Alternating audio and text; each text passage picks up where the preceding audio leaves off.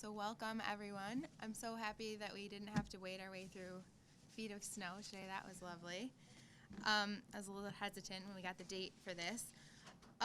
Again, just a little bit of context, so you know why I'm the one sharing this information with you today, a little bit of information about me. As Jeremiah said, I work in the School of Communication.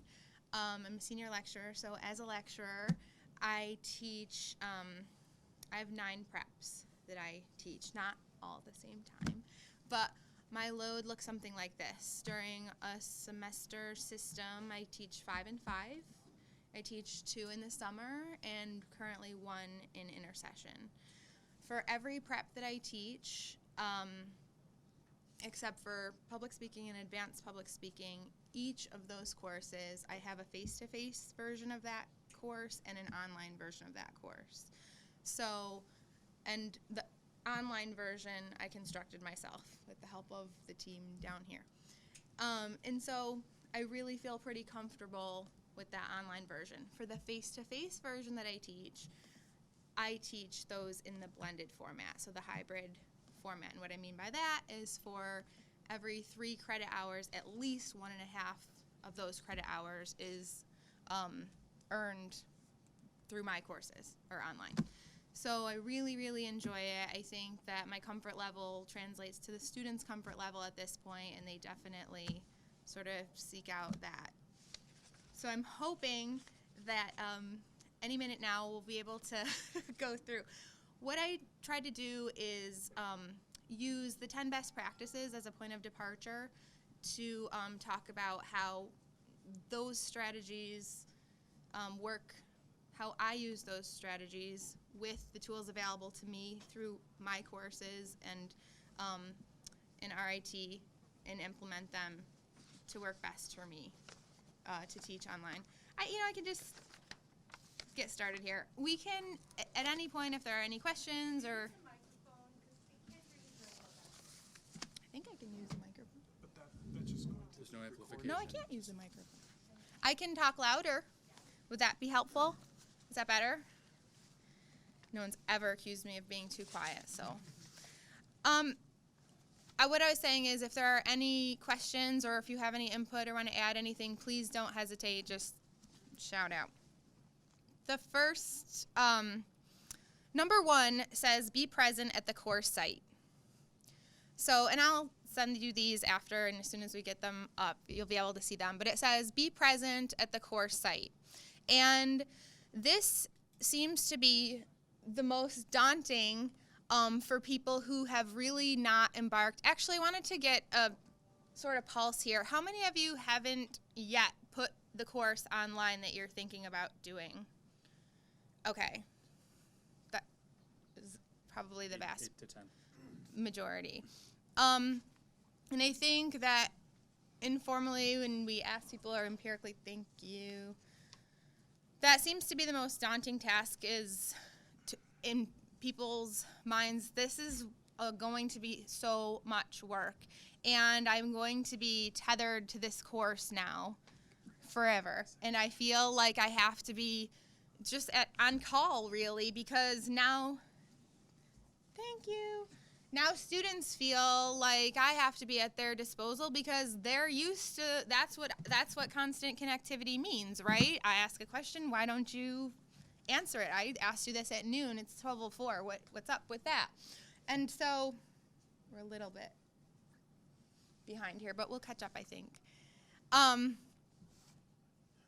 And so, but there are other things that we can do to give the illusion of constant connectivity, right, without feeling tethered to the course. I'm going to try to toggle back and forth here. Okay. All right. So for one, these are a few of my course shells. This is my current intercession course. Nothing's moving.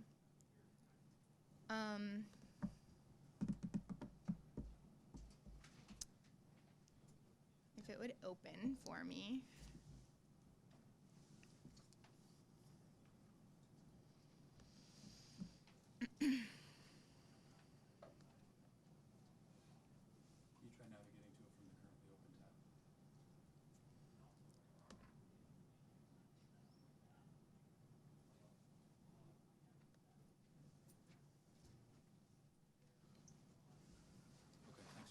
just going to get another laptop. Okay, perfect.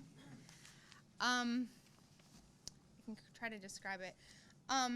The first is it going to let me go back? How do I go back to the PowerPoint?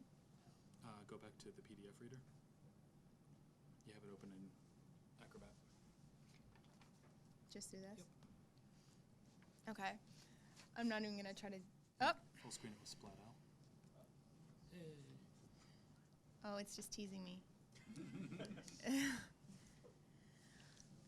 The first was through... Well, whatever. All right, well, let's see what Joe can find us. The first is through liberal use of the course tools, obviously. So under discussions, once I can navigate around that page, you'll see that there are required discussions, obviously, that the students have to participate in. I do not participate in those discussions. So the students have weekly discussions. Week 1, 2, 3, they have to do whatever it is that the discussion prompt leads them to do, whether they have to find something, read something, whatever it is. I don't participate in those ever, which would lead you to believe that creates even greater distance between myself and the course. So I have to then put myself back into the course in another place. Above those weekly required discussions, I create a whole new forum that has 4 different topics within it. And those topics are labeled introductions, course questions and answers, announcements, and the water cooler. Introductions is pretty self-explanatory. If it's a fully online course, I actually email the entire class before it even starts and say, hey guys, just so you know, this course is open. This isn't something you can do before a face-to-face class, right? So hey guys, the class is open. I would like for you to get in there and introduce yourselves. Who are you? Where are you? Send us a picture. We'd like to get to know you. And they'll usually take that opportunity to send some kind of funny meme or picture of their cat or whatever. I have students right now in China and Dubai and all over the place, so they like to share that kind of information. Tell us something quirky about yourself. By the way, this isn't graded.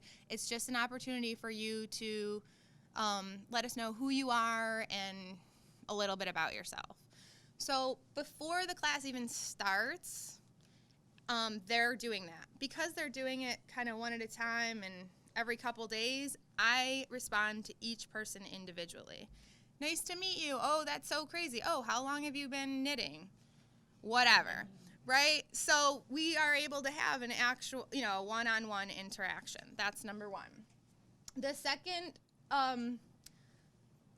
forum is questions and answers, course questions.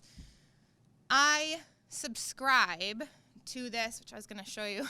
My favorite feature on my course is I subscribe to this forum, which means, and some of you didn't know about this last time, so I'm just going to point it out, which means I get an instant notification when a student asks a question. So they ask a question at 10 p.m., and the instant notification comes to my phone. Lo and behold, they get an answer at 10:02 p.m. Wow. There's that constant connectivity that they think should be there. Certainly that's not a requirement, but it definitely helps with that feeling of them, it helps that they feel like I'm right there with them. Also, I ask them to subscribe to the announcement section. The announcement section is for me to make announcements to them. Any changes in the syllabus, anything that has to do with their grades, and I also encourage them to make announcements for anything that might be going on outside of school or that's interesting to them. Hey, I'm starring in this play, I'm doing this thing, I'm in the debate club. Do you guys want to come? We don't have an opportunity to meet face-to-face, but it's still another way to stay engaged.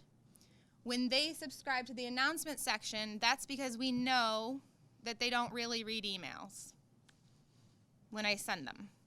But now I know that they have that instant notification that I have said, this paper is due XYZ, right? So we're all sort of able to really stay engaged just like we would be if I made an announcement in class, even more so potentially. And the last section, or the most powerful, I think, is this water cooler section. My students named it. We had a vote.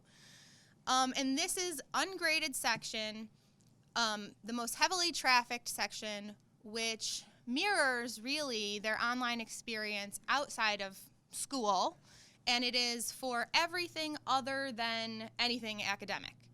So you can vent, you can talk about anything that's funny or amusing or controversial, you know, anything.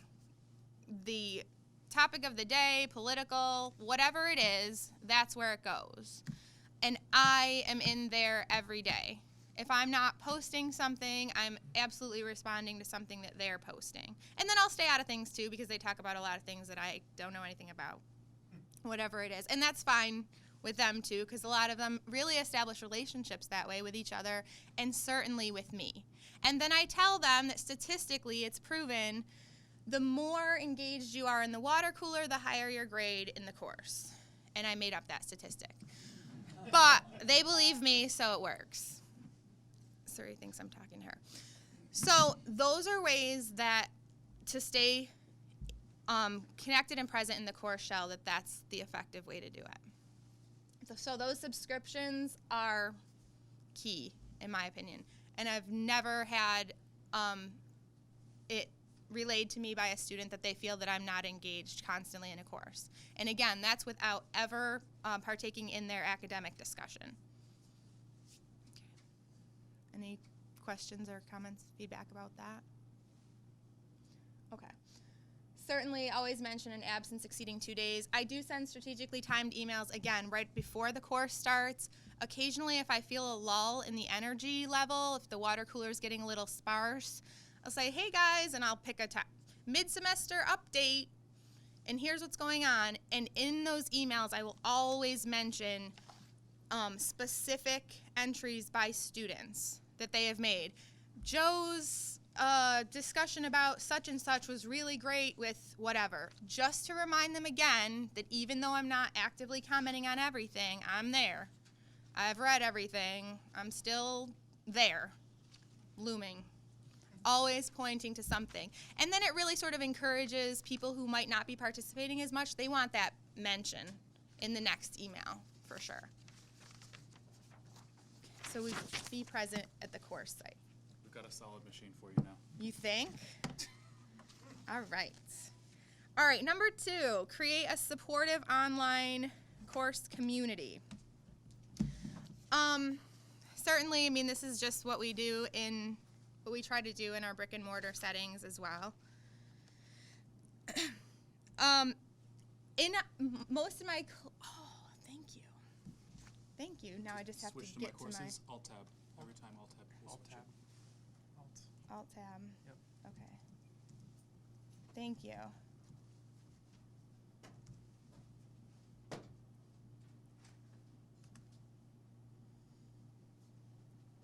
There's a lot of them.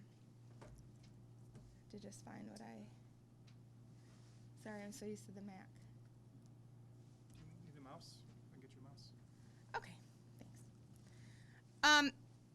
When I have a class, I typically have 36 students in each section. So sometimes if I have 2 sections, I'll merge them. That's a lot of students, obviously. I don't want each student attempting to read through all of those discussion posts, so I separate each class into discussion groups, just arbitrarily. The most students I would have in a group would be 10. You can see that in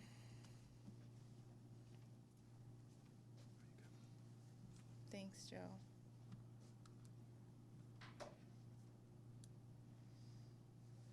These are those forums I was telling you about. So you have general course discussion, the water cooler.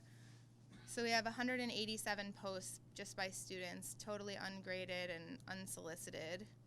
Announcements, course questions, introductions, and then below, of course, we have the graded modules. Just so people can see, I'm going to Control plus that. Oh, thank you. There you go. And then they're broken up into groups. Now, this helps, of course, they get to know each other. Now you only have 10 students. You start to know their politics and all that type of thing. And then you notice in the water cooler, if somebody has a particularly compelling discussion thread that they start down here, I encourage them to copy it, bring it up to the water cooler so that it expands it for the entire course to see. And that happens quite often, actually. They become proud of each other. And then I sort of do this, I encourage healthy competition. So I'll say, Group 2 did a really awesome job this week. Not only did everybody submit everything on time, but, everybody in Group 2 managed to tie it into the course, Chapter 2 and each case study or something like that. So then, where are you, Group 3? Whatever. And then they start to, encourage maybe the students who are participating less to really sort of, peer pressure is a wonderful thing online. It actually works without even seeing each other. So we're kind, but we encourage each other. Let's just say that much.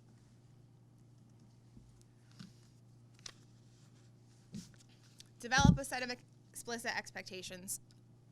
So we're all teachers. We all know that this is what has to happen. But this is a common thread throughout this entire conversion from brick and mortar to online settings. And what I want you to start thinking about is taking this notion of this course that I love or this course that I have to teach in this face-to-face setting and just sort of plopping it into this world of online and just erase that from your brain, because that is not going to work. And instead, think of it as taking this course, this material that you love, and changing it completely into this whole different course that might have the same name, and the students are going to get the same credit for, but it's going to look completely different. And one thing that's going to look completely different is the syllabus.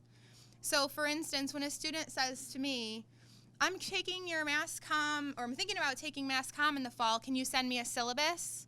I have to say no, because I don't have a syllabus for my online courses. I don't have a document. I have all the information in the content section under the content tab for this course. I have certainly all their expectations, all the grade breakdowns, all of that stuff that they need to know, right? I even have parentheses, read first. I have to tell them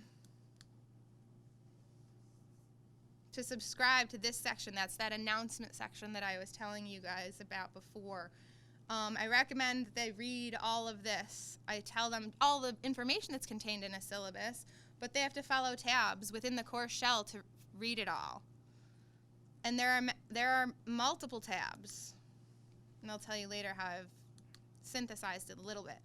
But here, there are 7 tabs with instructor contact information, getting started, textbook. That's a lot of information. Yeah? What do you do then, because the syllabus is the legal document between the student and the professor. Mm-hmm. And so how do you, what do you say then is the legal document? Well, Which a student could make a complaint that the course is not meeting what it says it's going to do. well, all of the information is still in here. All of the grading, all the information contained in the legal document, disabilities, all of it is still in here, and you could technically print it out if you wanted to. And so in a way, almost the whole thing is equal to the syllabus. It is, exactly. It's just that if they said, can you please send me the syllabus so I can decide if I want to take this course, that's not quite that simple to do. I can give them a quick synopsis of what's expected of them. You have this many weeks of discussions, you have this many tests, this many short writing assignments, but the minutia is not going to be just a quick syllabus like that. No. Could you add that student who is inquiring as a guest and then let them peek, or is that a good reason not to do that? I haven't done that. They could see. I wonder if you could add them as a guest, would they be able to see the short writing assignments and everything? Who's in here that knows the answer to that? They can see what a student can see, but they're not in a student role as a guest. Yeah, I haven't done that. I haven't gone so far. What I have done is sent a syllabus for my face-to-face section, and said, I mean, this is the material. It's the same textbook. This is what the learning outcomes are the same, actually, and this is what I want you to learn, and these are the ways that we do it. And this is pretty much as close as you're going to get, so, but I haven't done that. I mean, so I don't think that I think that students tire of reading all of this. I mean, these are pretty short. This is the long section, obviously. And as you go through, they get shorter, right? So it's just this, and then we have another short section. But if they could just get through that first page, it's just broken down for them for quick reference later on. My expectations, it's all the same stuff that you would find in a syllabus. All right.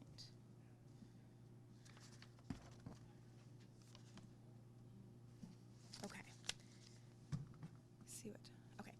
Use large group, small group, and individual work experiences. Again, this is one of those things that has to be sort of re-envisioned in your mind. Variety is obviously important. Something that I've found just with personal experience is that working in groups does not mean group deliverables. So yes, learning communities work better than individual learning a lot of the time, but group deliverables don't always have to be part of that group learning experience, right? So so my students are working in groups all the time. They're discussing in groups. They might even be learning in groups, case studies, go explore this case study together, find this case study together, research this together. But when you deliver this to me, this document, this whatever it is, let that be on your own. Because the pushback tends to be when they have to come together, especially online when it comes to meshing schedules. Like I said, I have my student in China, my student in Dubai, and they have to figure out that. It gets really frustrating for them, and then for me to have to figure out workarounds. So great, working together is wonderful, and then they can get their own credit for what they feel is their own work. Another, the discussion boards, I talked about the friendly competition that I do. Something that I also feel works well in terms of variety, working individually and with groups, is paper and feedback. I have them submit papers for critical and peer review to other students. It's great because I can allow certain students to see what other students are actually doing, get some feedback. It's more for the students giving the feedback to actually see, oh, other students are actually working on this and getting it in different ways than maybe the students needing the feedback. It helps propel them, I think, forward. And Can you say more about that, please? sure, so you might, if there's let's say a little bit of a longer paper due week 10, maybe somewhere around week 3 or 4, I would have that paper submit to me and I would distribute it to other students for just peer feedback. So can you give your partner some feedback, critical feedback? What do you think? Do you think they got it? Do they have a thesis statement at all? Do you know thesis statement, we discussed, do you know what a thesis statement is, whatever. And it actually helps for all students to end up turning something in versus it's just due to me in the Dropbox.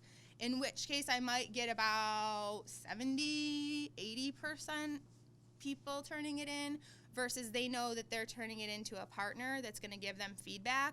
I'm closer to like 98%. Just curious, do you have to train them to be good reviewers? Well, I'll ask pointed questions. Or I'll say something like, give them feedback such as, and I will say, what can you circle as the thesis statement? Or what do you think is the strongest part of this? I'll be really specific about it and then ask for additional things. Some of them are really, really good at it. And they're really impressed with their ability to give feedback. And students want to impress each other, I think, more than they ever want to impress me. So I think it works for everyone. And then they get the paper back that they've already done. If I give students an option, which I used to do, to give me a paper early for feedback, I don't think that there aren't many that are going to do that. But if this is a low-stakes assignment for 10 points, 10 points for the reviewer, 10 points for getting it reviewed, and to a partner, they're doing it. And it's great. It's just another opportunity to impress people. They really feel good about it, and it's worked really well. And it's done early. They've gotten it started, self-motivation, all that. And the last thing that I do is an optional teamwork on a similar paper exercise. If you're a person who likes teamwork and you feel the workload might be a little too heavy for you and you want to work in partners on this paper, you may. Very few people take me up on it. But I like to have it as the option for people who feel that it's, I don't know, they like to feel like they have an option. Great. It doesn't hurt me at all, and I just feel like it's giving people another option and they feel like they have an option. So I would say I think one person has taken me up on that. One group of 2 people. So, but again, it's just an option. It's better than assigning the whole class to do it in groups. Anybody had a strong group work online experience that they want to share? Okay. Just checking. I can tell you the negative side of this. Each program will have their own personalities, the students that are on it. And so we have teams of students where 2 or 3 of them will get together and say, okay, we too are going to take these 2 courses together. We're going to work in teams. You're going to do this class's paper project, and you're going to do, and I'll do this class's project. Mm-hmm. Which is why on my final exams, I ask them about their project. Put it on them to do that. So we've got this problem. They do this tradesies thing, so that can be an issue. Interesting. Depending on what your curriculum is. Right. Your particular personality of students is. What? That doesn't even surprise Having been me. an online student and trying to do online group work, I really appreciate how you've decoupled collaboration from the individual deliverable. Because so much, when I think about the bad of trying to do group work online, it's been A, scheduling, and B, partitioning the work Right. or the deliverable, and both of those things we know fall apart. I mean, the students don't like it, and to be honest, it becomes it's the same as group work anywhere else, really. You just can't you really can't keep tabs on it in the online setting, and it becomes that one student who's emailing because they're doing everything, or not emailing because they're doing everything, and they're frustrated, and I haven't found success with it other than this way, so I'm glad. Again, so use synchronous and asynchronous activities. This, again, in my experience, is exceedingly difficult in terms of trying to do things in the synchronous online setting. Something to think about is outside events can be done in the synchronous way. So you could say something like, everybody attend this thing, or watch this thing, or experience this thing, and then, again, the deliverable, or come back and do this feedback in an asynchronous way. I believe this is the best I can offer you on this. Support is readily available. If you do choose to have the classes or even projects or exams happen in a synchronous way, choose early what you're going to do. Prepare the entire course ahead of time. Think about and anticipate any technological needs that are going to arise, because they are many, and we all know what happens there. And time zone differences and access issues abound. I just, in reference to this, I don't even do Some professors just do, let's say it's just weekend end of week quizzes. You have from Friday at noon to Sunday at midnight to take chapter 1 quiz. I don't even do that. I only have closing dates for my quizzes. We talked about this last time. So I just set up, so for my intersession right now, the students have a quiz every other day. And I only set them up to close. I don't have opening dates. I just say, if you really want to, it's day 1, you can take everything today. When you feel ready, and I do this for every one of my classes, when you feel ready and you've gotten comfortable with the material, read what you need to, take the quiz, and I just won't reopen it when it closes. You manage your time. It's an online class, because otherwise it's just going to be a whole bunch of, oh, I missed that, whatever, 24-hour period, and it's going to be me that has to decide, is this an extenuating circumstance, is this not, despite the fact that it says no exception. I don't want to deal with it. So they know from day 1 everything's open, and I just have this cascading close, and that goes for everything. Discussion boards, quizzes, writing assignments. There are no open dates, only closed dates. Everything just rolling, rolling, rolling. And then they should be a little embarrassed to ask for me to reopen them. They're not, but they should be. But they should be, but they're not. But there are far fewer people that have problems remembering than at that point they set their own schedule, truly. You had a hand up. So do you let them take quizzes multiple times? No. No, it's online. At that point, open book, ostensibly open book, right? And they're timed. And the quizzes that I give them are strictly textbook, strictly based on the textbook for my material. So they're timed about 1 minute per question. And they're pretty, well, I would say they're low stakes. They're about a third of the class overall, once you add them all up. Third of the grade.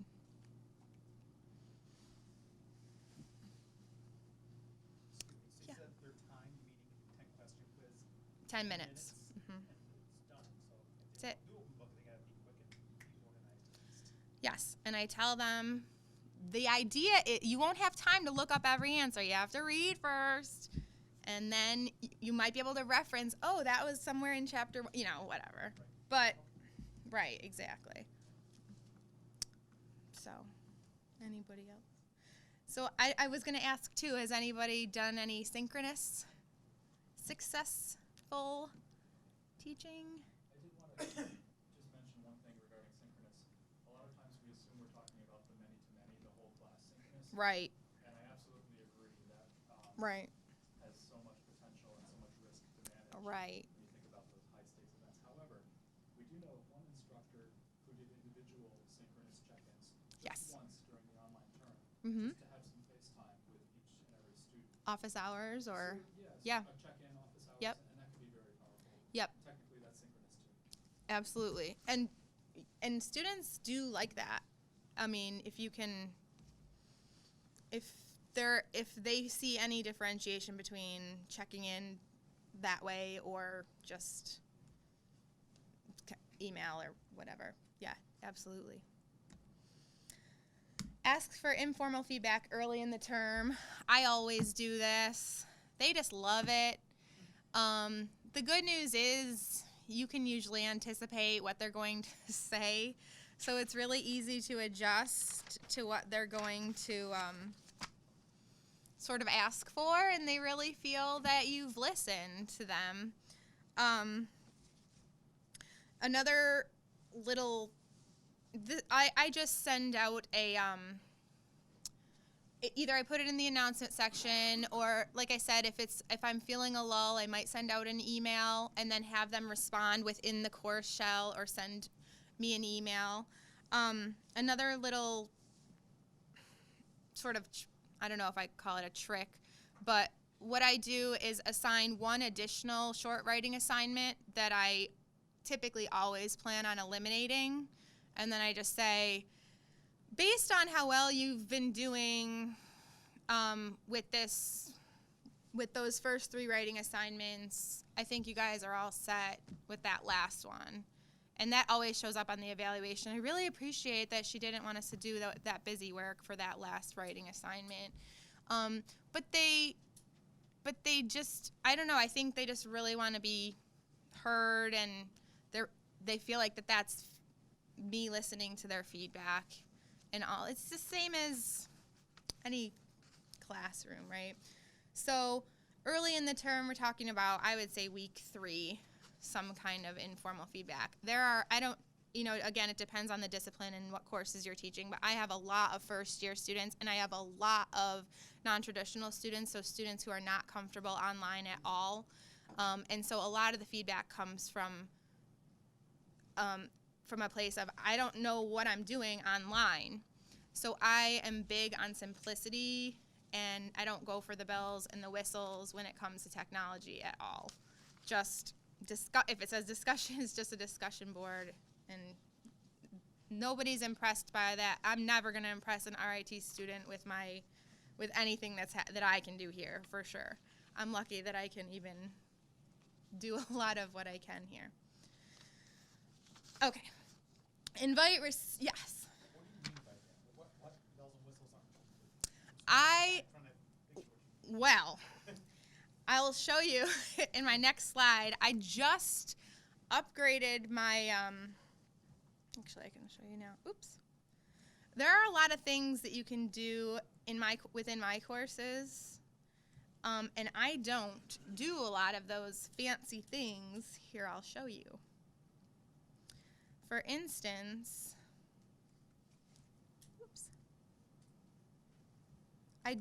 remember I was showing you for my syllabus, my content section, there were so many sections, and I was trying to synthesize it a little bit. So instead of all of those sections, from last year's intersection to this year, we changed the first page to this, and I just made a video. So I went back here in the studio and just made a video. I'll spare you. But it goes through each tab, and it says under the discussion tab, and it's quick. But for the students, I think that instead of, reading 2 pages, I think it's easier to just click on it. And there are chapters, so under this tab, under that tab, if you don't know each thing.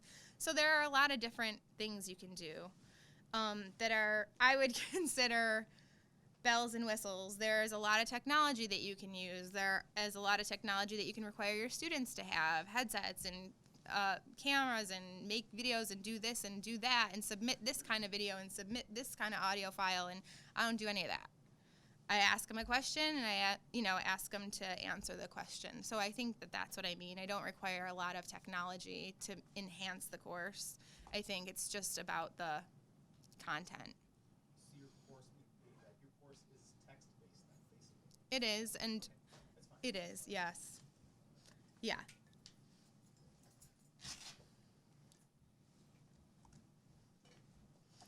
And discussion is my lifeblood in my courses.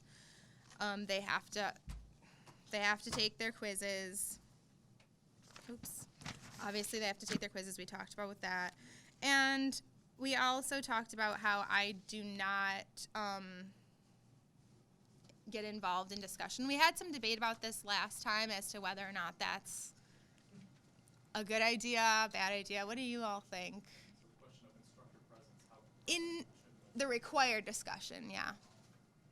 The graded discussion. I don't have a comment, but I have a question about it. How do you evaluate these discussion responses? Well, they're in the long content, I explained to them, we have a bit of a discussion about low-hanging fruit, how they need to sort of transcend this notion of going for the low-hanging fruit, of talking about things that sort of everybody else talks about, which encourages them to, first of all, post early, right? Because they can't say what everybody else has already said. My weeks start on Wednesday morning and they end on Tuesday night. So that gets the people that are working for the weekend and all that. And they have to post their first post by Saturday. So they have to post early. They have to be interesting, creative, and thoughtful. They have to do two things. They have to tie in their discussion to the textbook, some concept or theory from the text or the material that was presented, and then also present some new idea that came from either their head or some place in the world around them, and tie those two things together to what I'm telling them is like sparking the discussion. And I'm making them prompt. They're being graded on a prompt.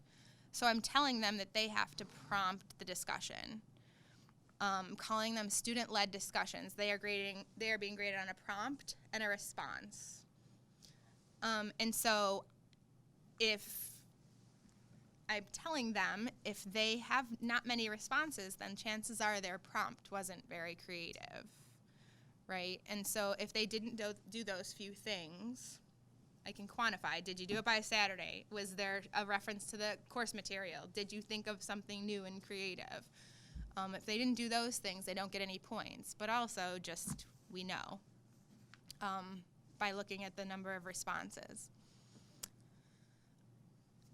and the quality of the responses. And then, did they go back and respond to their responses?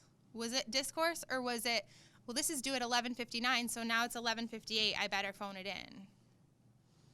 And they very rarely argue with their grades on those, because they know. So I think that the more I put it in the hands of the students online, the better. The better the quality of what they produce. That doesn't happen in the classroom, in my experience, because the responses might be, I agree, I agree, or I disagree. Yeah. No, I'm sorry, I was just thinking that exact thing, where I've seen discussions where everybody says yes. Yes, that's the discussion. The answer is certainly, and they take the obvious, in terms of debating, they all take the obvious side. So there would be the one student that says, well, just to play devil's advocate, Right. here's the alternative side. And then Right. everybody jumps on that student, which is ridiculous. Right. Right. Trying to prompt discussion. Right. Please don't. Right. There's so much less risk involved, even though it's not really anonymous because, of course, your name's attached to it. Students really don't know each other, but that is one thing that students often cite when they're happy about taking online courses. The anonymity really does prompt them to be more of risk takers. And I will jump in there with some devil's advocacy and say, good point. That's the extent of what I'll say. That's a good question, even though it's not a good question. But I really want them to, what do you guys think? And sometimes students will take me to task, take other students to task. And sometimes I just have to ask ridiculous questions to get them to really, to stir a little bit.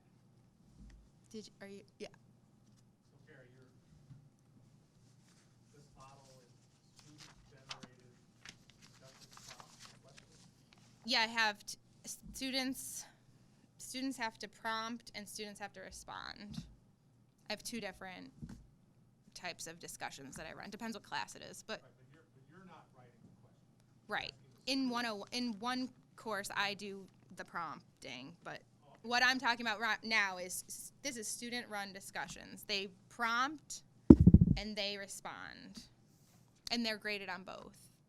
So they're graded on The quality of their question, of their prompt, right? And Right. then they have to go and respond to others, to other, right, or to other students, prompts. right, as well as they have to respond to within their own thread. They have to respond. They can't just throw a prompt out there and then poof. Right, I think that's sometimes called moderating your own discussion thread. Yeah, they have to. Them Right. respond to the comments and questions Right. about their. Right, absolutely. Yeah. Do you ever have to moderate in some fashion some of the responses or some back and forth? Because, online can be very vicious at times. You know, they're really not. Well, once. Occasionally, I will take that offline.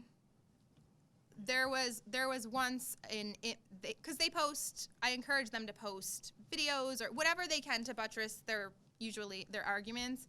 And one time there was something that was inappropriate, and I did address it, but offline. And I told him to take it down, and he did. And I'm sure the students knew what happened, but really, very rarely. I really encourage them to just sort of go for it, and luckily it's worked out okay. But the classes that I teach are, I mean, it's persuasion, mass media, intercultural communication, interpersonal communication, and human communication. So I'm lucky because I need that. That's the lifeblood of my courses, right? Is that sort of conflict. So if they're afraid that I'm gonna censor too much, I think that it would, you know, I can't appear too sensitive. So use digital resources, content if possible. I was just gonna show you what I just showed you about the video. You know, certainly depending again on the discipline, you can do you can have overheads, lectures, you can video your lectures, whatever is easiest for you. And the other great thing is that you can change this nav bar to anything that you need up there. Wiki pages, you know, whatever is suitable for you in your course. Again, this is something that you envision. Remember thinking about it as this whole new animal, this new course. And a good way to do that is, what are maybe the 4 things that I love the most, that I think are the most compelling, that I really want my students to keep, that I want to keep to give to my students on this new course that I'm creating, and think about bringing those into the online version of this course. And that might help you think about what might need to go in there, in that nav bar. I was just wondering, you know, like in Google Hangout, you can do synchronous co-writing. And is it possible with the system that's at RIT to incorporate Google Hangout into that online format? Joe? It would be separate. It would be like, in addition to using my courses, you'd also use Google Hangouts. There isn't necessarily a integrated piece within my courses to put it, so it would be separate. Yeah, I usually set up groups within my courses for the students to work, but they always end up in Google Hangouts anyway. So, combine core concept learning with customized and personalized learning. This is really, you don't have to read this, but this is just something, again, that's really interesting. Just to encourage you, again, to think about your teaching in a way that sort of transcends this like linear teaching. We often think about in the face-to-face setting as like these building blocks that go from sort of one concept that builds off another. And I think online it's a little bit different, and instead you can think of it in this sort of like cluster way. So we have those 4 sort of core concepts that I was telling you about, and then each project or activity or module builds off of those core concepts. So you keep reinforcing those really important whatever concepts, ideas, theories that you want to really drive home. And so everything that you do after that, whether it's discussion or whatever you design, they really just help to reinforce those concepts versus building from a point A to Z type of thing. Again, everything changes its shape when you put something online.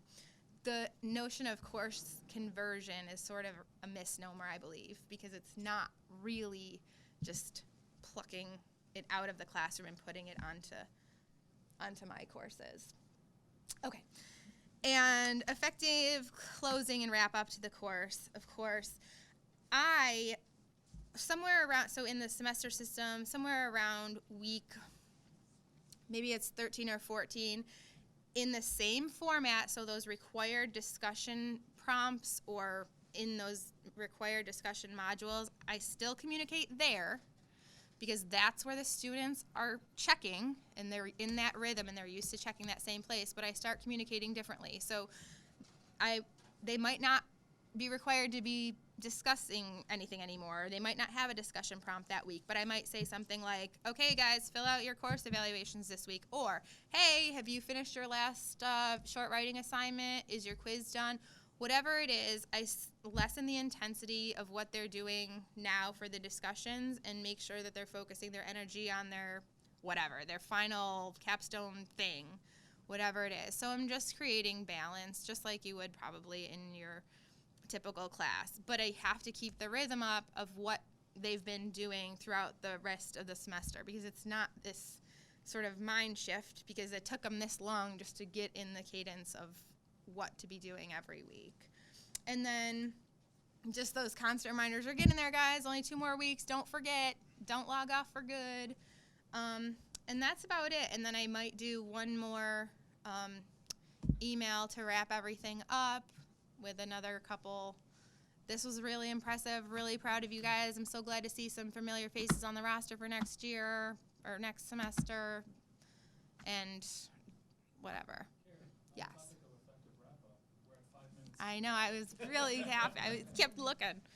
So are there any questions or input? Yes. I'm wondering what kind of experience you've had so far with deaf or hard of hearing students, if at all? Online? Yeah. It's a very popular mode, I think, for my deaf or hard of hearing students. Did you ask about challenges or? Or if you have any experience, or if their feedback is any different, or if you noticed any common patterns from working with deaf or hard of hearing students online. No, I think that I have a lot of deaf and hard of hearing students in my typical classes. I think I had 11 and 7 in my blended classes, and then they ended up taking the online classes. So I don't think the experiences are much different. I think that it's really important to just caption everything. That's part of the preparedness. Everything for my online classes, I prepare everything much in advance, whereas in a semester you might have a couple weeks ahead of time and be going, but the entire course is done for the online class, so captioning and all that stuff is definitely part of it. For my intercession now, I have feature films, and they're all available to them under this tab, so that had to be done well in advance. Do you have face-to-face office hours, and how often do you see students? I do have face-to-face office hours because I'm usually doing face-to-face classes as well, and I have 5 hours a week, and also by appointment. And my students also always have my cell phone number. I've been giving that out for years, and they have my email as well. So it works.